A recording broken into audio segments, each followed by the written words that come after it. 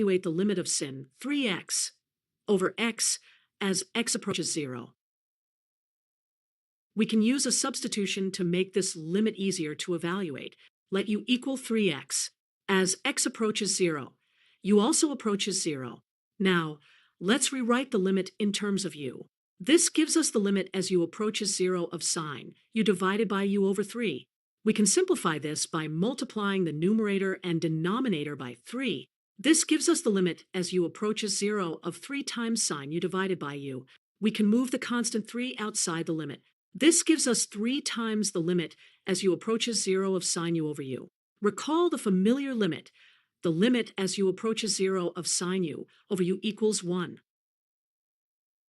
Substituting this back into our expression gives us 3 times 1, which equals 3. Therefore, the limit of sin 3x over x as x approaches 0 is equal to 3.